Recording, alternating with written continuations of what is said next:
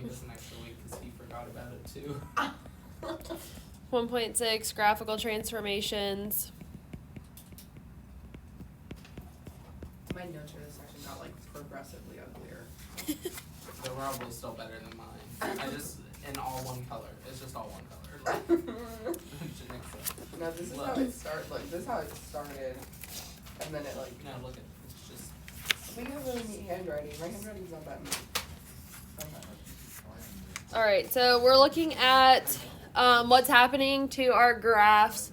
Okay, so in short, basically we're looking at up, down, left, right, reflected, compressed or stretched as appropriate.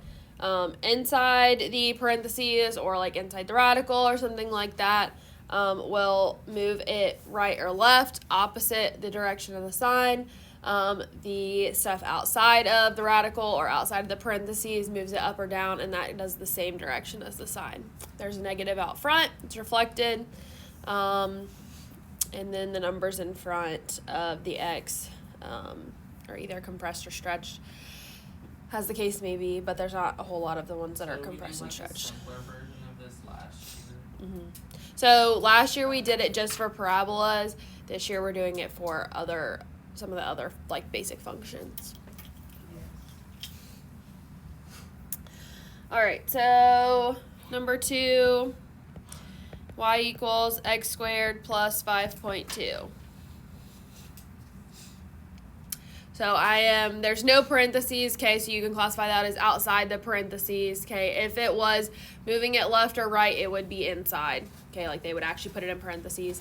And so this one goes the same direction as the sign, so it is going up 5.2. That's all you have to do. Does it ever have like actual measurements, or is it? I mean, I think last year we may have written like up 5.2 units, but I don't care. Writing units or not writing units doesn't matter. Let's see, 4, y equals, in parentheses, x minus 3, and then it is squared. So what would be happening with this one? So it would go right 3. Yep, so inside is opposite the direction of the sign, so it is going right 3. And then would it go up 1? Nope. Or like? There's nothing outside. Okay. It's literally the only thing that's happening is the minus 3. Oh. Because we're comparing, these ones we're comparing to x squared. So it's like, what is happening to x squared to make it do this? Let's see. Number 8. Y equals, in parentheses, x plus 50, all that squared, minus 279. It goes left 50? Yep, left 50. And down 279. Down 279.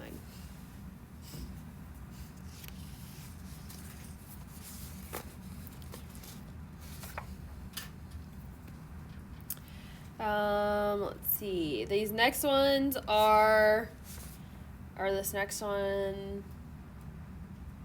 Well, yeah, next ones are comparing it to the square root of x. So number 10 is y equals the square root of x minus 5. So remember, anything inside the radical, we're going to treat the same way as we did inside the parentheses for the other one. So what would be happening to this one? Go right 5. Yep, right 5. And then number 12,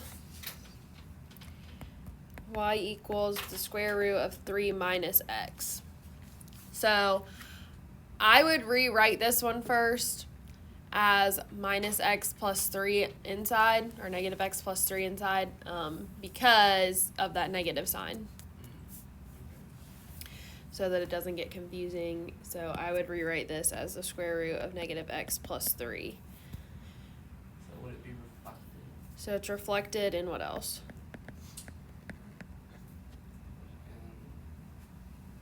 And left 3? Yep, left 3. Now, technically, the negative being inside does something different than if it was like this. But we are just going to say reflected. I don't care what kind of reflection it is. It's a difference of it being over the x-axis or the y-axis or the origin when they move the negative sign. So you could just have to say reflected. I think in the notes I may have talked about the different kinds, or if not, then back when we did like 1.2, it was mentioned as to like with respect to, and then it said like the origin, the y-axis, or the x-axis. That's what it was talking about. That's the difference.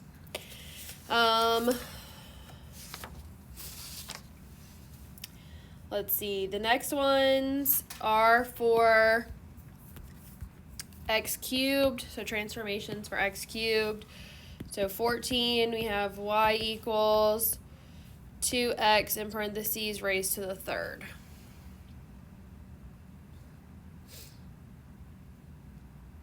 So with these ones, the number in front of x tells you if it's compressed or stretched. Okay, those would have been the words that we would have used last year. So I think this book uses expand or shrink, which I feel like are really confusing. So we're going to use compressed or stretched. It still uses stretch. Okay. I think somewhere in there it does have, anyways. But for a number in front that is bigger than 1, now I'm not talking about like,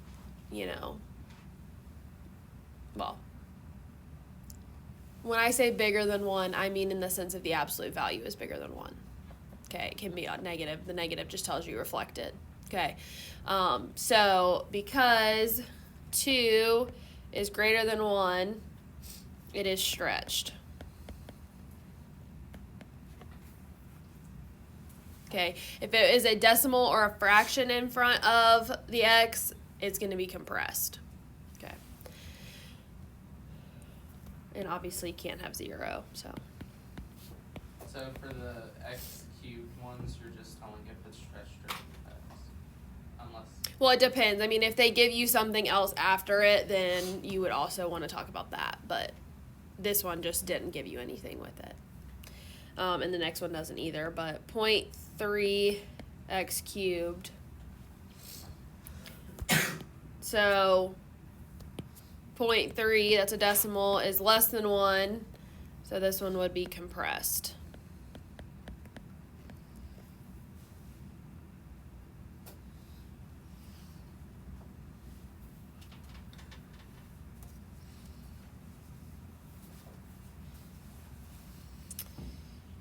So the next ones give you 2 functions, an f of x and a g of x, and it wants to know what do you have to do to get f of x to look like g of x. Like, what do you have to change to do that? So 18, we have f of x is equal to x minus 1 squared, and g of x equals negative parentheses x plus 3 squared.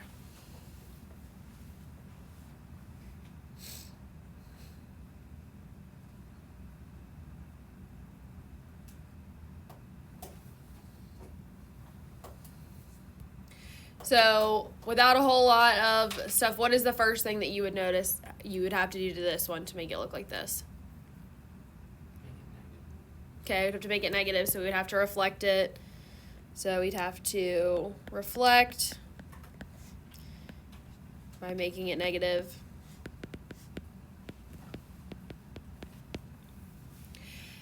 Now, as far as shifting, okay, where is this graph in terms of x squared?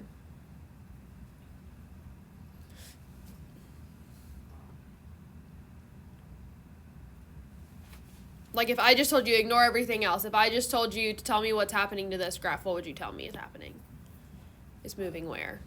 It's going right. Yeah, it's going right 1. And where's this graph? Left. So if I need to get from right 1 to left 3, what do I need to do? Move the whole graph where? And how many units? Are we going from You're going from F to G. F to G? Oh, okay. So if I'm going from 1 on the right to 3 on the left, how many units do I need to move it? Left. 4. Yep. So we would move it left 4 units, or move left 4, I should say.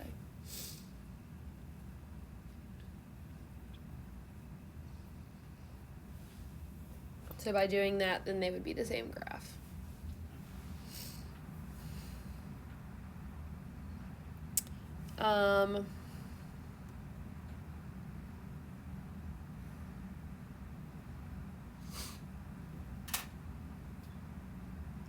The other one like this is weird, so we're not gonna do it, that one. Which one am I assigning? Here, we'll do 19 because I'm assigning the other one. 19, f of x equals, parentheses, x minus 2 cubed, and g of x equals negative, parentheses, x plus 2 cubed. Are we still doing it? Yeah, well, no, the one that I said was weird. It was like 2 absolute value of x, and then the other one was the absolute value of 4x. And that's just, yeah. So I was like, I'm only assigning one of the odd ones. So I was like, well, you can do the other odd one so that you have 2 examples of these. All right, so f of x to g of x. So what's the first thing that's happening or needs to happen? Gotta make it negative. Okay, got to make it negative, so we've got to reflect it. Isn't that like? Nope. We've got a minus 2 here and a positive 2 here. So where this graph is where? The f of x is where? Right 2. Right 2. The other graph is where? Left 2. Left 2. So if I want them to be the same graph, move left 4.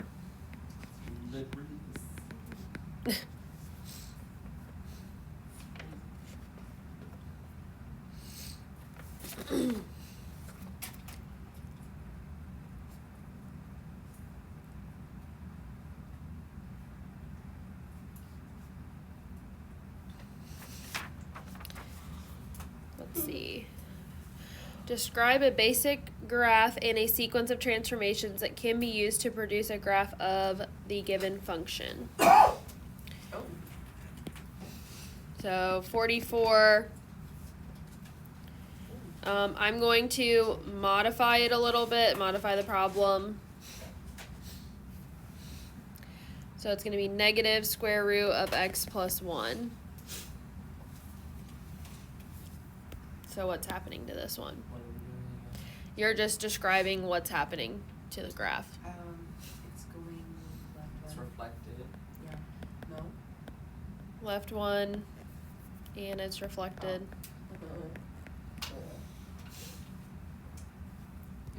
My leg just fell out.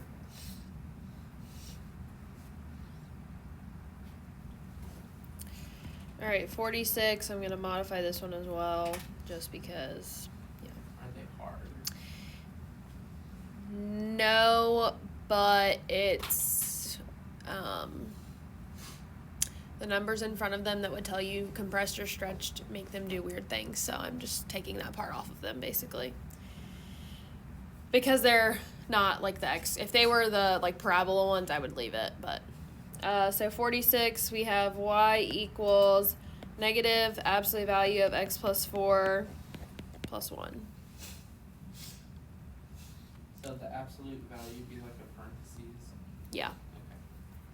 So it's reflected.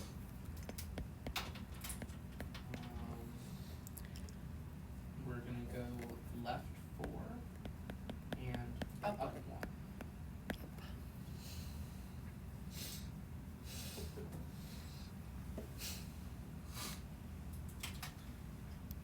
All right, and then the last problems, basically they tell you the function that you're starting with. Okay, so they're either going to start with x squared or the absolute value of x. and then they are going to tell you to how to shift it and stuff like that. So you are going to basically take what they give you and you're going to come up with the equation that it's supposed to be.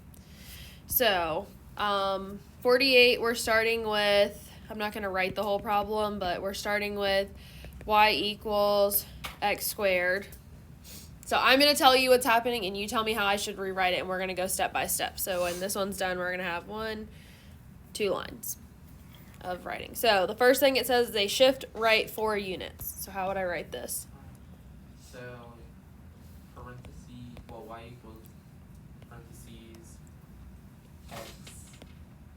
You said Right 4. So minus 4 squared. And then it says the next thing is a vertical stretch by a factor of 3. Okay, so it's just a stretch by a factor of 3. So what's happening? So it didn't put the 3 in front of the x. Yeah, it actually goes out front of the whole problem, Oh, well. but yes. That's one of those things, though, where because we aren't talking about a vertical or horizontal stretch or whatever, that's why I said those other problems are weird because of what's happening to them. If you put it in front of the x or you put it out front of the whole problem, I would take it either way. So, but it technically is supposed to be 3 and then parentheses x minus 4 squared. But just so I know, like, would horizontal be inside Horizontal or would be outside? touching it. Yeah, vertical's outside.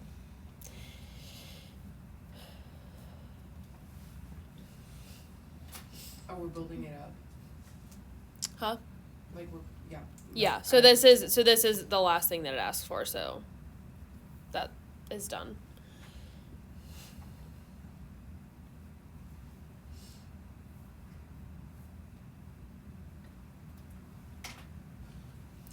Now, this next problem is also weird in that they are using the term shrink, first of all, and then they are using a fraction. So I am just going to say we're going to modify it and we're just going to put it inside, even though that's not exactly what it would be based on what it's asking for. The way you have to do the math is weird, so we're just going to pretend that it's a little bit different. So 50, again, modified, y equals the absolute value of x. We might actually just leave off the shrink factor because it's just does weird things. So a shift left 2 units. Absolute value of x plus 2. Okay. And then a shift down 4 units. So still absolute value of x plus 2, and then you would minus 4. Yeah. And if you wanted to with this one, if you wanted to just go ahead and tack on the minus 4, you wouldn't have to write another line. I don't care. And if it didn't say this, but if it was reflected, what would we do? Put the negative either in front of touching the x or like out front. Yeah, I would just, as a general rule, just throw it out front, but yeah. Because you're not going to, just by it saying reflected, you're not necessarily going to know where it's reflected over, so. Okay, so your problems then, which we have quite a bit of time left to do. That's definitely not a hard section. No, it's not. 1, 7, 9, 13, 17, 43. And 43 does not need to be modified. It's good as is. That would be like 44 and 46 that we did, which I did modify. So,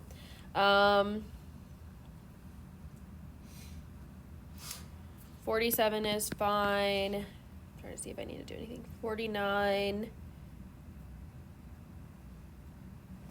Yeah, 49 is fine.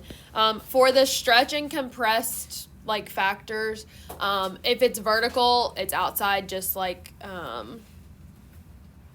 well, yeah. If it's vertical, it's outside. Horizontal, it's inside in terms of if it's touching the x or not. But that's not something I would mark off for.